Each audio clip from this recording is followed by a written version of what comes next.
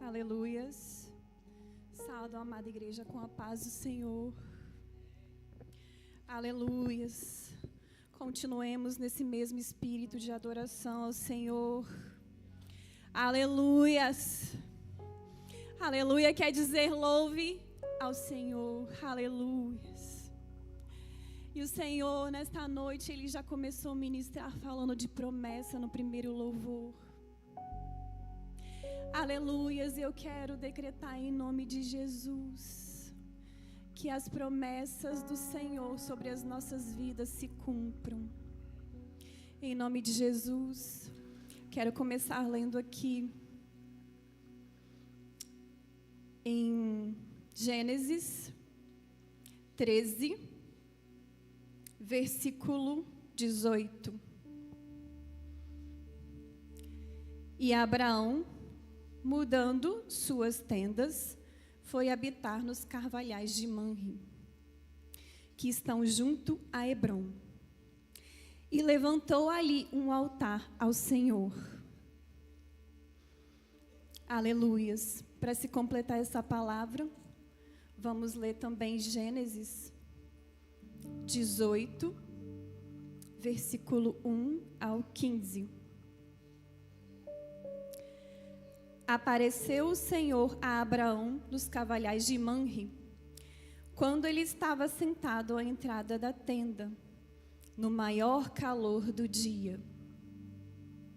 Levantou os olhos, olhou, e eis 3 homens de pé em frente dele. Vendo-os, correu da porta da tenda ao seu encontro, prostrou-se em terra e disse: Senhor meu, se acho mercê em tua presença, rogo-te que não passes do teu servo. Traga um pouco de água, lavai os pés e repousai debaixo desta árvore. Trazei um bocado de pão, refazei as vossas forças, visto que chegastes até vosso servo. Depois seguireis avante. Responderam: faze como disseste. Apressou-se, pois, Abraão para a tenda de Sara e lhe disse: amassa depressa 3 medidas de flor de farinha e faze pão assado ao borralho. Abraão, por sua vez, correu ao gado, tomou um novilho tenro e bom e deu ao criado, que se apressou em prepará-lo. Tomou também coalhada e leite ao novilho, que mandara preparar, e pôs tudo diante deles. E permaneceu de pé junto a eles debaixo da árvore. E eles comeram. Então lhe perguntaram: Sara, tua mulher, onde está? E respondeu: está aí na tenda. Disse um deles: certamente voltarei a ti daqui 1 ano, e Sara, tua mulher, dará à luz um filho. Sara o estava escutando à porta da tenda atrás dele. Abraão e Sara eram já velhos, avançados em idade, e Sara já lhe havia cessado o costume das mulheres. Riu-se, pois, Sara no seu íntimo, dizendo consigo mesma: depois de velha e velho também o meu senhor terei ainda prazer? Disse o Senhor a Abraão: por que se riu Sara, dizendo: será verdade que darei ainda à luz, sendo velha? Acaso para o Senhor há coisa demasiadamente difícil? Daqui 1 ano, nesse mesmo tempo, voltarei a ti, e Sara terá um filho. Então Sara, receosa, o negou, dizendo: não me ri. Ele, porém, disse: não é assim, é certo que riste. Amém, aleluias. Louvado seja o nome do Senhor. Senhor, em nome de Jesus, queremos te agradecer, ó Deus, por esse momento aqui, ó Senhor, na tua casa. Deus, queremos te louvar por tudo que aqui o Senhor já ministrou. Deus, cremos e acreditamos que o Senhor já se faz presente, ó Deus, porque podemos sentir a tua presença. quero te pedir, ó Deus, em nome do teu Filho Jesus, que o Senhor, ó Deus, fala conosco através da tua palavra. Ministra, Senhor, em nossas vidas o teu querer. Faz, ó Deus, nesta noite segundo o teu querer. Usa-nos, Senhor, segundo a tua vontade. Fala com o teu povo, Senhor, com a tua igreja. Ó Deus, que anseia, Senhor, pelo teu amor. Em nome de Jesus, que a tua palavra seja alimento e calento nesta noite. Amém. Aleluias. Nesta noite, nós vemos na palavra do Senhor que nos fala sobre um homem chamado Abrão, inicialmente, cujo Deus tinha uma promessa sobre a vida dele. Lá em Gênesis, Abrão, Gênesis 13, 18. Abrão, ele levanta a tenda e acampa ali sobre aquele lugar. Que me chama a atenção é quando, em Gênesis 18, 1, o Senhor fala, a palavra de Deus fala assim: no maior calor do dia. Repita comigo: no maior calor do dia. Meditando nesta frase, eu entendi o seguinte, que Deus falou no meu coração da seguinte forma: existem momentos em nossas vidas, irmãos, que nós estamos... É bom sentir calor, aquele calorão. Eu, pelo menos, quando sinto calor, eu fico incomodada, sabe? Aquele sol do meio-dia.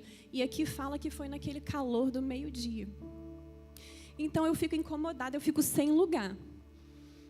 Penso eu que naquele momento, era um momento talvez que Abrão estava ali sentado à porta da tenda, debaixo daquela árvore, cujo nome eles falam carvalho. E Abrão estava sentado na porta, talvez tentando buscar um refrigério. E Sara permaneceu lá dentro.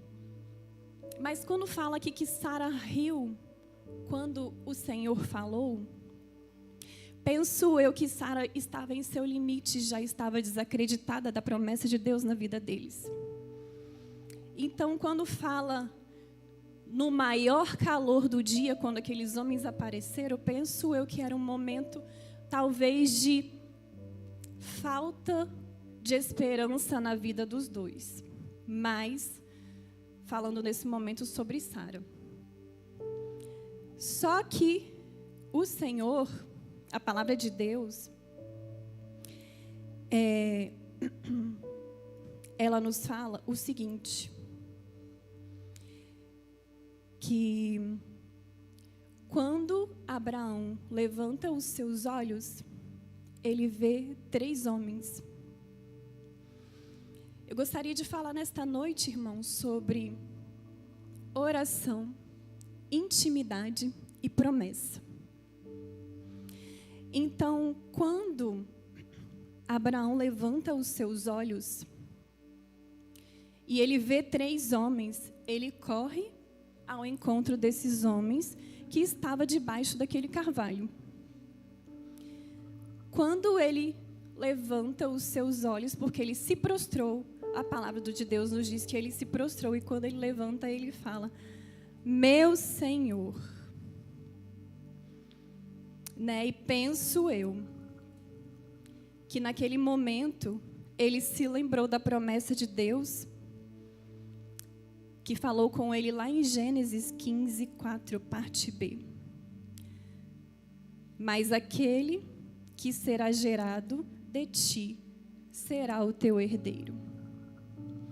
Então, naquele momento, penso eu que Abraão, que nesse momento ele já era Abraão, se lembrou da promessa de Deus. Quando falamos, amados, de calor, daquele momento difícil, eu penso também, traduzindo para os nossos dias, eu penso que o Senhor, Ele quer nos falar que, às vezes, passamos por coisas tão difíceis, mas o Senhor, Ele nos fala assim, ainda que seja o que esteja difícil, creia na promessa do Senhor, pois a palavra de Deus se cumprirá. Como, amados? Como que a palavra de Deus vai se cumprir em nossas vidas? Através da oração, que nos gera intimidade com Deus. E falando de oração, eu lembro de Mateus 6:6, onde a palavra de Deus nos fala: Tu, porém, quando orares, entra no teu quarto e, fechada a porta, orarás a teu Pai, que está em secreto, te recompensará. Imagine que quando você tem intimidade com Deus, você busca o Senhor em oração. E a palavra do Senhor nos diz que o teu Pai que te vê em secreto te recompensará. Qual é a recompensa que você busca nesta noite? É a saúde? É um livramento? É uma cura? É a presença de Deus? É a busca pelo Espírito Santo? Como que nós vamos conseguir adquirir isso? Através da oração que nos gera intimidade com o Senhor. O carvalho de Manre, explicando, foi um homem o qual Deus usou para plantar carvalho, que dava para plantar carvalho naquela época. Sendo que o que dava lucro naquela época eram cereais e não carvalho. Por que Deus usou esse homem chamado Manre? Por isso fala carvalho de Manre. Por que Deus usou esse homem para plantar carvalho, sendo que o que dava lucro na época eram os cereais? Em meu pensamento, quando Deus me traz esta palavra, penso eu que Deus usa quem não está no meio da promessa para que a promessa de Deus se cumpra na minha e na sua vida. Então Deus usou aquele homem para plantar aqueles carvalhos. E Abraão estendeu ali a sua tenda, e debaixo daquele carvalho, ele edificou um altar ao Senhor. Quando falamos de carvalho, irmãos, carvalho é uma árvore que ela pode atingir até 40 metros de altura. É uma árvore forte, robusta, seus galhos são extensos. E essa árvore, ela, se você buscar as imagens, ela é toda torcida. Por quê? Em meio a vendavais, ela suporta os vendavais. E os galhos dela vão se torcendo, mas ela não cai. Trazendo para os nossos dias, quem é o carvalho? O carvalho era um símbolo naquela época e até hoje de força, um símbolo de abrigo, um símbolo que as pessoas se sentiam seguras ali. E foi ali que Abraão edificou um altar ao Senhor, debaixo daquele carvalho. Trazendo para os nossos dias, quem é o carvalho? O carvalho é a nossa casa. O Senhor trouxe ao meu coração. Será que nós temos edificado um altar para o Senhor dentro das nossas casas?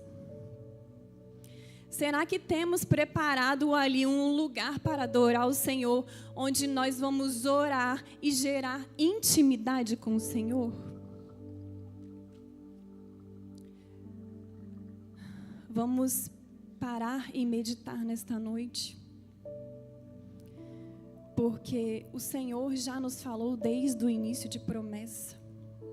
Qual é a promessa que Deus tem para a sua vida nessa noite? Você já conseguiu identificar essa promessa? Ou você ainda não sabe o que Deus quer de você, a promessa que Ele tem para a sua vida? Se você ainda não identificou e você não sabe o que Deus tem para a sua vida, eu convido a você a meditar nesta noite. Pensa comigo, irmãos.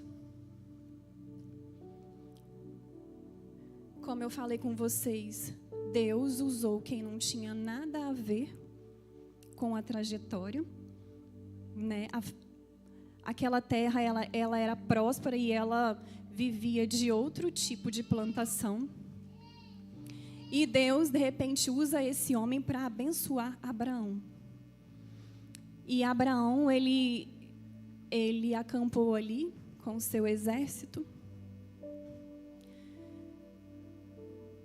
E em meio àquele momento,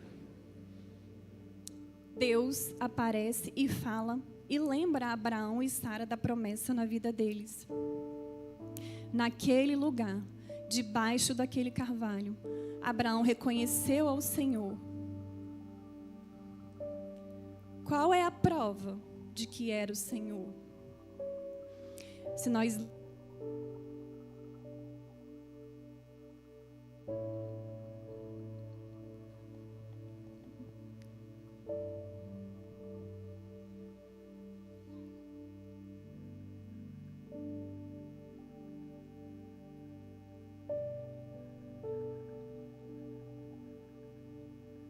Aleluias.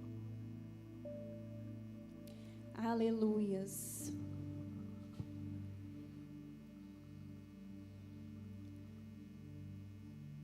Então, irmãos, como nos diz lá no versículo 2 que Abraão viu 3 homens, e no versículo 3 ele identificou que um desses homens era o Senhor. E os 2 nós entendemos que eram anjos, que depois seguiram para continuar o que eles foram fazer. A prova disso, nos próximos capítulos, é quando esses 2 anjos visitam a Ló e a palavra do Senhor, ela nos diz que Abraão ficou com o Senhor. Então, essa é a prova de que era o Senhor que estava com ele. E o Senhor ali, falando que iria cumprir a promessa na vida dele. Queridos, não é sobre formalidade. É sobre orar de todo o coração. É sobre buscar o Senhor com sinceridade. Para que a intimidade... Por que Abraão conheceu que era o Senhor?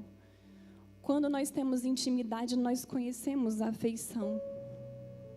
Então, se você buscar intimidade com o Senhor, se você orar, o Senhor vai te trazer intimidade. E eu vou falar para vocês o que eu faço no meu dia a dia. No meu dia a dia, eu não tenho um lugar lá na minha casa onde eu edifiquei esse lugar para um altar. E essa palavra falou muito comigo. Que eu devo ter um lugar na minha casa para edificar e ali ter um encontro com Deus. Mas como que eu faço no meu dia a dia? Eu estou lavando a vasilha, eu falo, o Senhor é meu pastor e nada me faltará. A vida de nós mulheres é muito corrida.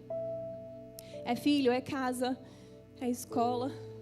Então eu estou arrumando a cama, eu estou, o Senhor é meu pastor e nada me faltará. Eu estou lavando a roupa, o Senhor é o meu pastor e nada me faltará. Buscando intimidade o Senhor, mesmo naquele momento que eu não posso parar. E como, irmãos, o que a gente alcança buscando intimidade? Às vezes nós nos encontramos em momento de desespero, na correria do dia a dia, acontece alguma coisa e a gente tenta resolver com as nossas próprias forças. Mas se a gente parar, orar e buscar a face do Senhor, o Senhor vai nos mostrar o caminho através da intimidade que nós temos com o Senhor. E aí não vai nos faltar bonança, calma, tranquilidade, esperança, fé, intimidade com o Senhor. Porque se eu estiver ansioso, o momento em que eu estiver em oração com Deus, o Senhor vai me trazer calma, tranquilidade, bonança. Se eu estava desesperançoso, esperança, e através da esperança, fé. Que não pode nos faltar, irmãos. Aleluias. Então eu te pergunto, existe alguma situação que te preocupa hoje? Qual é a situação que te preocupa, que tem travado a promessa de Deus na sua vida? Porque mais importante, irmãos, do que ter uma promessa, é viver a promessa do Senhor. E para viver a promessa do Senhor, eu preciso buscar, aceitar, obedecer, orar. Aleluias. Um exemplo de intimidade com Deus, que eu achei muito interessante, eu até lembrei da minha mãe, foi Enoque. Em Hebreus 11:5, fala assim, vou tentar ler ali. Pela fé, Enoque foi transladado para não ver a morte. Não foi achado porque Deus o transladou, pois antes da sua transladação obteve testemunho de haver agradado a Deus.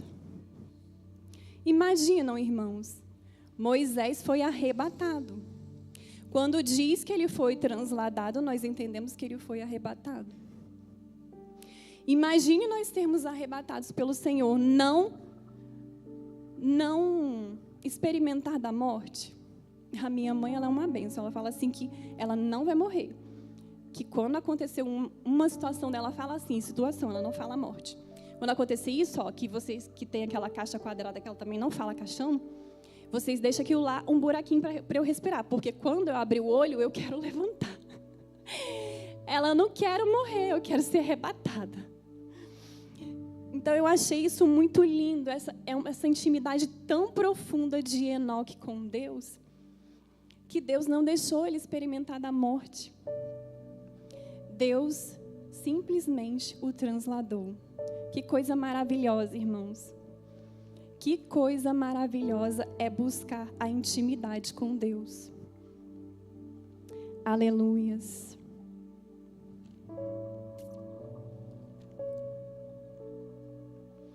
Aleluias. Eu queria colocar um vídeo para a gente ver agora que nos fala sobre o poder da oração. Gostaria que os irmãos prestassem bastante atenção, porque é muito importante. Talvez muitos já assistiram, mas outros não. Então, vamos prestar atenção, pois é um médico falando sobre o poder da oração. Pode colocar, por favor? Mas por que eu não falo? O doutor Denis é chato, fala que só meu lobo frontal falou não é adequado, aí dá problema. Phineas Gage perdeu isso. E foi aí que a gente entendeu a função do teu lobo pré-frontal. Olha só de novo a história das telhas e do telhado. Agora eu quero fazer o telhado. O teu lobo pré-frontal, ele é sim estimulado e, como tudo no teu corpo, é passível de aperfeiçoamento e de aprimoramento. Olha aí. Como assim? Vamos lá. Eu nasci com um bíceps de tal forma que ele não aparece nem muito na minha musculatura, mas se você quiser, você pode exercitar-se a um ponto do teu bíceps ficar hipertrofiado. Por que eu não posso fazer isso com o meu cérebro? Ele não é um músculo, mas está provado que ele cresce. Olha aí. E a prova que ele cresce... lembra aquela história? Neurônio não se reproduz, né? Neurônio não se divide. Depois de um certo tempo, você não aprende nada. Isso é tudo balela. Né? Tudo balela, o neurônio se reproduz, ele precisa ter estímulo, senão não tem necessidade. Né? Por que a pele se reproduz? Porque eu preciso estar sempre trocando.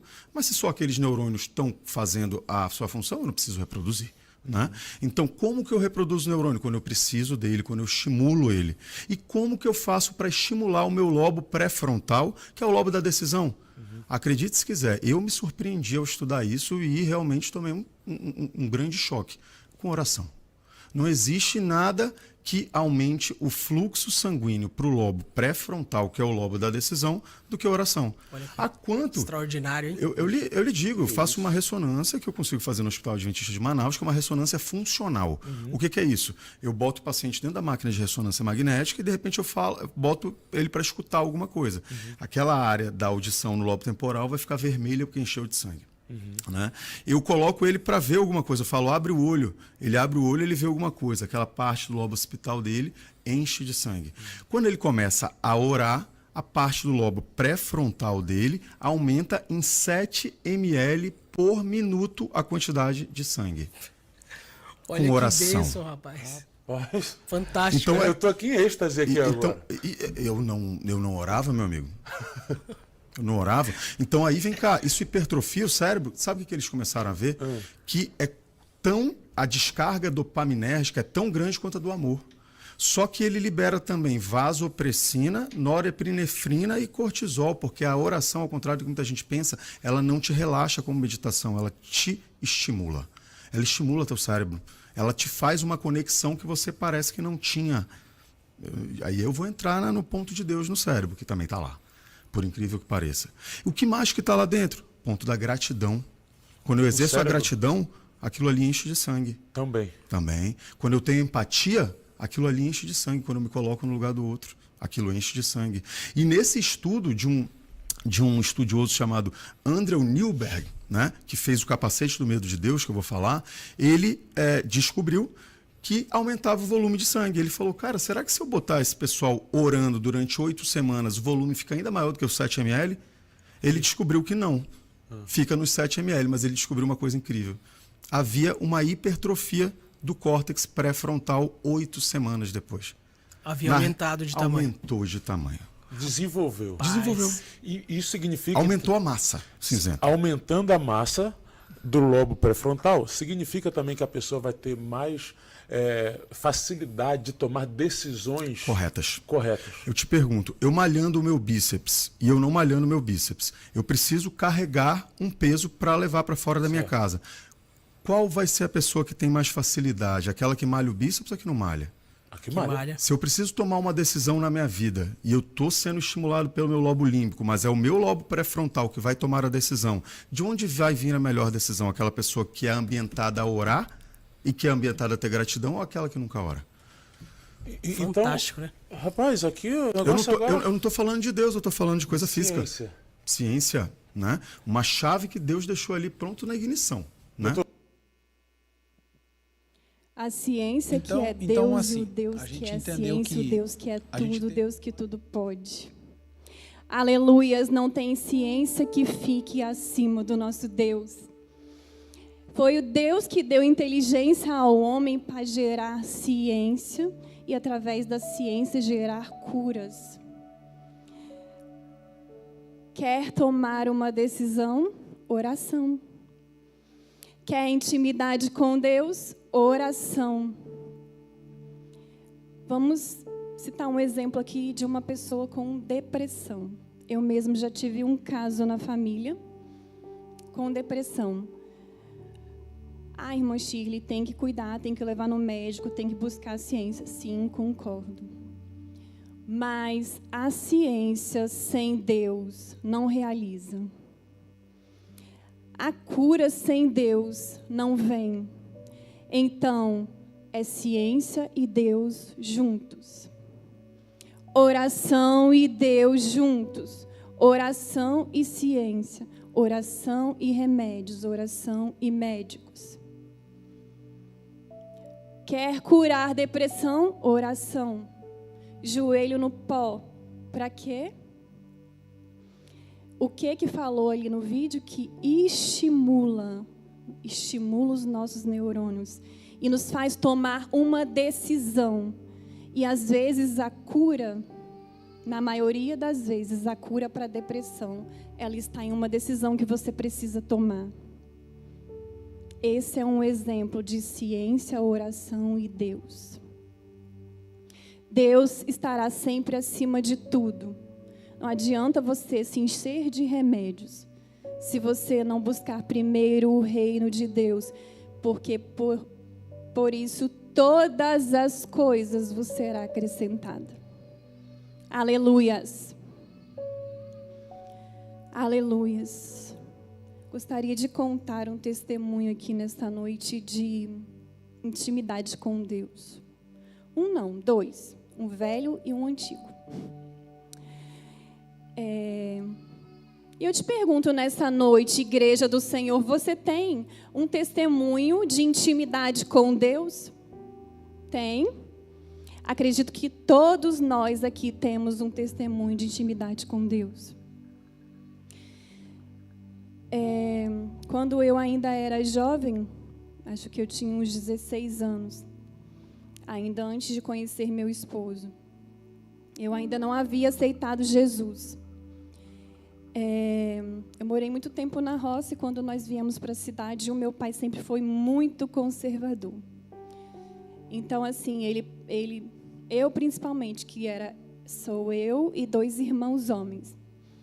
Então, ele me prendia muito, não me deixava sair.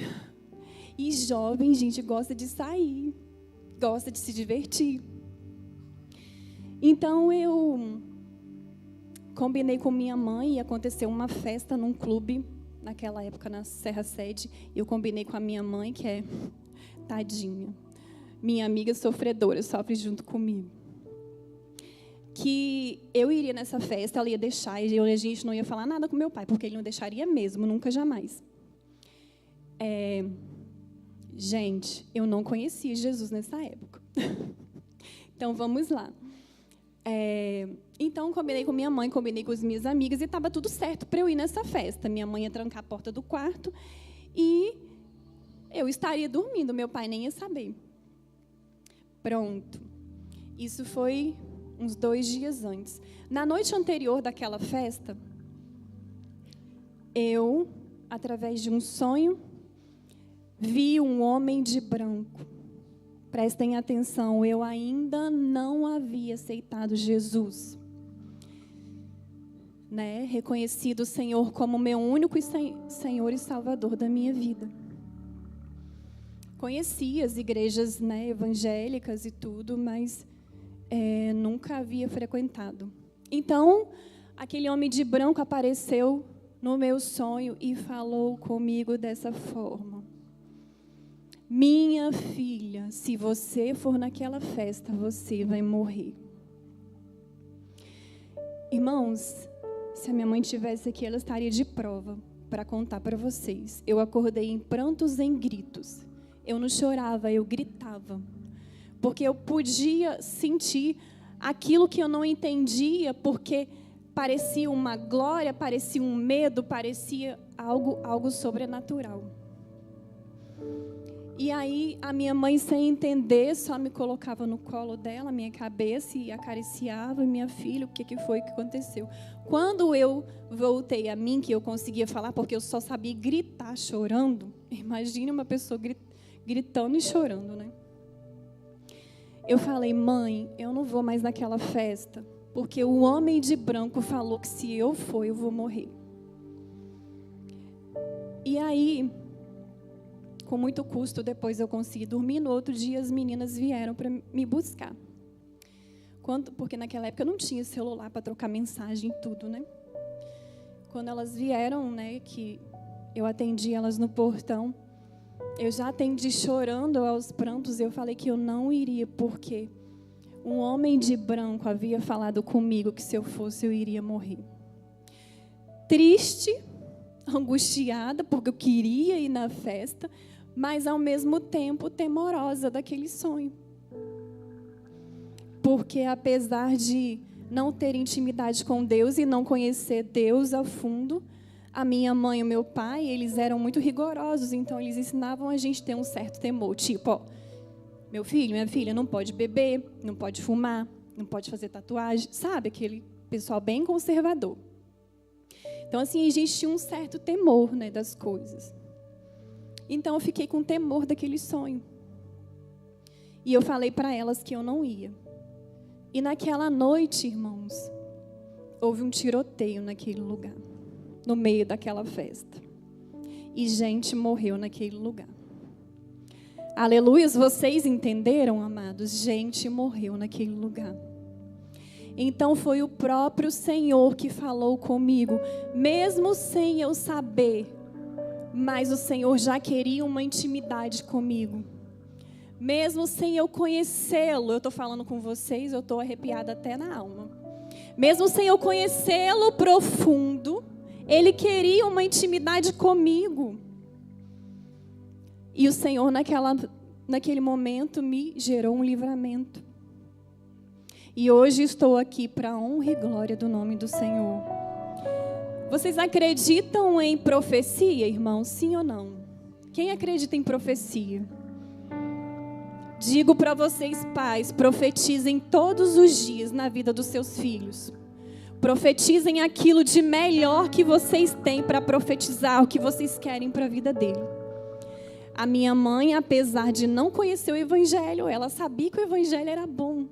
Então ela falava comigo, minha filha, eu quero que você case com um pastor, porque eu casei com um palhaço. Porque o meu pai, ele é alcoólatra. Então ela falava assim, não sabia ela que ela estava profetizando sobre a minha vida. E eu não casei com um pastor, mas em 3 anos de casado, o meu esposo foi consagrado a pastor.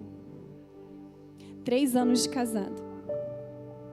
Então, o que eu quero dizer para vocês nessa noite, fugi um pouquinho aqui do texto, mas voltando, nós estamos falando de intimidade e promessa. Então, eu estou contando para vocês um testemunho de intimidade. Um testemunho mais atual de intimidade. Esse que eu falei para vocês é mais antigo, mais atual. Quando o meu bebê Baruque estava com 1 ano de idade, eu coloquei ele numa escolinha e ele ficou 2 dias nessa escolinha integral. Até ele completar 1 ano, eu falava assim, meu Deus, eu preciso trabalhar. Desesperada dentro de casa, porque se tem uma coisa boa que meu pai me ensinou foi trabalhar. Então, meu nome era trabalho e meu sobrenome também. Então, assim, eu ficava assim, meu Deus, que esse menino cresce logo, que eu preciso trabalhar. Eu não aguentava mais ficar dentro de casa, gente. Vida de dona de casa, eu trabalho a minha vida desde que eu nasci. Então, assim, ficar dentro de casa, para mim, estava um caos. Quando o Baruque fez 1 ano, eu coloquei ele na escolinha e ele ficou lá 2 dias. Daí, ele pegou dengue, ficou internado, pegou pneumonia e ficou 1 mês e não foi mais para a escolinha. Eu paguei 1 mês dessa escolinha particular integral, mas ele foi só 2 dias. Só que no 2º dia, o meu filho não parava em pé. Eu falava, meu Deus, eu fiquei desesperada, o que aconteceu com esse menino? Eu cheguei, ele tinha quebrado alguma coisa, a coluna, a perna, sei lá. Levei para o hospital e era dengue. Chegou lá, teve que ser internado e lá no hospital ele pegou pneumonia. Então, depois disso, quando o Baruque melhorou, ele começou a ter uma síndrome de pânico. Baruque, com 10 meses, eu trazia ele para a igreja, ele levantava a mãozinha, dando glória a Deus. A gente dava glória a Deus, levantava a mão e ele também, com 10 meses aqui. Eu tenho o vídeo dele ali atrás. Só que depois disso, ele gerou, é como se tivesse soltado um gatilho. Ele tinha medo, eu chegava aqui na igreja, ele tinha medo das pessoas, medo do barulho, medo de tudo, sendo que ele adorava louvor, ele ama música. Eu ia no supermercado, ele grudava, ele via barulho de carro, de moto, ele grudava e ficava desesperado. Vendo isso, eu levei ele na pediatra, que encaminhou ele para especialistas. Primeiro psicóloga, que daí ela encaminhou ele para neuro. Com um tratamento de quase 1 ano, 1 ano e um pouquinho, Baruque veio o diagnóstico de autismo. Isso foi o desespero da minha vida, irmãos. Não é fácil você receber o diagnóstico de um filho. Quem é mãe é que sabe. Os nossos filhos são a corda dos nossos corações. O sangue do nosso sangue que corre na nossa veia. Então, assim, qualquer coisinha, se cai, dói na alma. Então, quando eu recebi essa notícia, em segredo, fechei a porta do meu quarto, tem coisa que, por mais que a gente é íntimo, né, ou íntima do marido, da esposa, tem coisa que a gente não conta porque a gente não quer ver eles sofrerem. Tem coisa que a gente segura pra gente, né? Então no meu íntimo com Deus, eu fechei a porta e fui me rasgar com o Senhor. E eu não questionei com Deus, mas eu falei, eu tenho medo, irmãos, de questionar o Senhor. Porque quem sou eu para questionar com Deus? Deus, se Ele quiser, Ele faz. Se Ele não quiser, Ele não faz. E Ele sempre vai ser Deus. Então eu orei e falei, Senhor, Deus, eu estou tão angustiada. Tão angustiada, Senhor. Se for possível, Pai, fala ao meu coração. Por que que isso está acontecendo? Então, naquele meu momento de intimidade com Deus, eu me rasgando com o Senhor, o Senhor falou claramente ao meu coração. Depois de muito me prostrar e chorar e derramar sobre os pés do meu Deus, o Senhor falou claramente ao meu coração. Estava tudo muito perfeito. Tudo muito perfeito. Era tão perfeito que você ia jogar o seu filho lá e deixar lá o dia todo, porque seu nome é trabalho e seu sobrenome também. Ele era muito bonzinho, dormia o dia todo. Com 6 meses de idade, se eu fizesse uma escova no cabelo, ele ficava sorrindo assim, sabe, gente? Sempre muito inteligente, identificava tudo. Né? Já falava papai e mamãe com 8 meses. Papai não, tatai. Então o Senhor falou ao meu coração claramente, não é isso que eu quero para o teu filho. Estou eu dando livramentos maiores para ele. Então, através disso, do Senhor falar comigo, porque eu ia, irmãos, eu ia deixar ele lá, numa escolinha integral, para eu poder trabalhar. Mas não era isso. O Senhor queria que eu o criasse, que eu cuidasse, que eu ensinasse. E através disso, o Senhor falou ao meu coração que grande livramento o Senhor estaria dando para ele. E hoje, irmã Shirley, você não está preocupada? Claro que a gente se preocupa, a gente é carne, né, irmãos? A gente fica triste, a gente fica. Mas a gente crê na promessa. Porque maior do que a promessa é viver a promessa. E eu quero viver a promessa sobre a vida dos meus filhos. Sobre a vida do meu filho Baruque, sobre a vida do meu filho Gustavo. E em nome de Jesus, eu quero que o Senhor ministre a promessa dele sobre a vida da igreja dele nesta noite.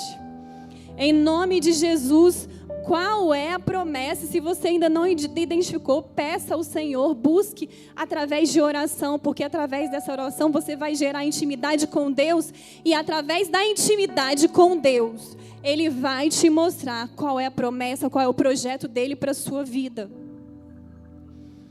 E se você já tem essa promessa, apenas busque, ore, gere intimidade. Para cada permissão, irmãos, para cada permissão, olha o que Deus permitiu na vida do meu filho, e Deus falou comigo que é para gerar um livramento na vida dele. Para cada permissão, o que Deus tem permitido na sua vida? Sempre haverá uma promessa. Lembram? Deus permitiu um homem que não tinha nada a ver a plantação daquela época, não era o que gerava dinheiro naquela época, né? Plantou lá o carvalho para abençoar Abraão. Né? Então, isso foi uma permissão de Deus. Para cada permissão, Deus vai gerar uma promessa. Ainda que não seja aquilo que está traçado para a sua vida naquele momento, porque às vezes, o que acontece? Às vezes Deus traçou esse caminho aqui da direita, mas você vai pela esquerda, né? Então, assim, não era aquilo ali que era para acontecer com você. Deus tinha coisas melhores, mas Ele permitiu porque você tem o livre-arbítrio. Nós temos o livre-arbítrio. Então, Ele permitiu, só que através daquela permissão, se você tem uma promessa, Se você um dia vai levantar a sua mão, se render aos pés do Senhor e ter Ele como seu único Senhor e Salvador, Ele vai usar aquela permissão para te abençoar. Mas para isso você precisa querer, você precisa buscar. Lembram de José? Olha o que Deus permitiu na vida de José para concluir a promessa de Deus na vida de José. A história de José é maravilhosa, é incrível. Quem aqui conhece a história de José? Olha o que Deus permitiu, o sofrimento que Deus permitiu. Assim como Deus está permitindo nesse momento na minha vida um certo sofrimento, porque o meu filho está passando por isso. Qual é o sofrimento que Deus tem permitido nesse momento na sua vida? Deus, através disso, pensam na vida de José, vai liberar a promessa dele sobre a sua vida. Amém? Aleluias. Ah, irmã Shirley, mas é tão difícil. É tão difícil passar pelo processo. Eu sei. Dói, é doloroso, é sofrido. Nós somos carne, né? Às vezes falta esperança, mas através da oração nós vamos gerar intimidade, esperança e fé. Aleluias. Glória a Deus. Nós estamos entendendo a palavra de Deus nessa noite, amém, irmãos? Glória a Deus, aleluias. Mas quando às vezes eu fico assim, irmãos, eu me apego no Salmo 112, versículo 2. Salmo 112, versículo 2. Porque às vezes, mesmo a gente... Entendam, irmãos, mesmo você orando, mesmo você tendo intimidade, mesmo você estando no caminho da promessa, você é carne. E não é pecado você se entristecer, você chorar, você se derramar. Você é carne. Então, quando eu me encontro nesses momentos, eu lembro desse Salmo, versículo 2, que fala assim: a sua descendência será poderosa na terra. A geração dos justos será abençoada. Nós somos justos, irmãos, em nome de Jesus. E que nós possamos buscar isso, para a nossa geração ser abençoada, amém? Aleluias, glória a Deus. Glória a Deus, aleluias. E aí, quando às vezes eu me encontro assim, eu lembro daquele hino que fala assim: te adorar é o que sustenta-me de pé. Eu não vou perder a guerra.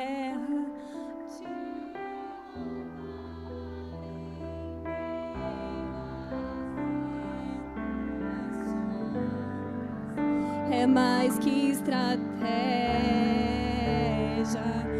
Posso não crer no amanhã, mas hoje sei que esse deserto vai chegar ao fim. O Senhor, glória a Deus, aleluia!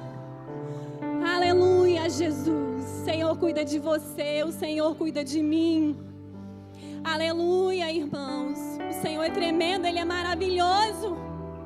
Olha o que fala essa música. Adore ao Senhor com prazer, aleluia.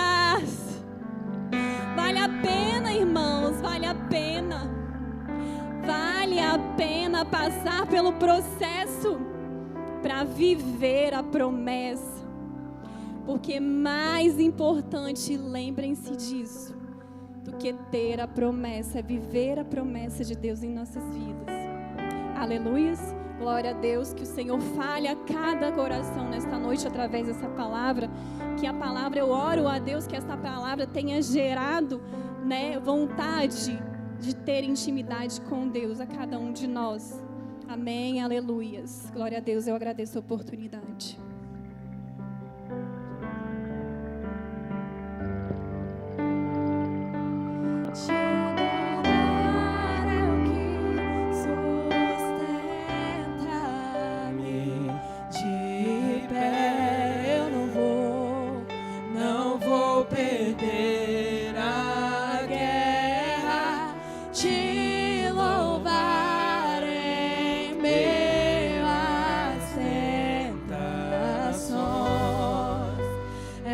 mais que estratégia. Declare isso, vai. Posso não ver o A nossa confiança está no Senhor. A nossa rocha e fortaleza. Que esse deserto Vai passar. vai chegar. Em nome de Jesus. O Senhor está cuidando de mim.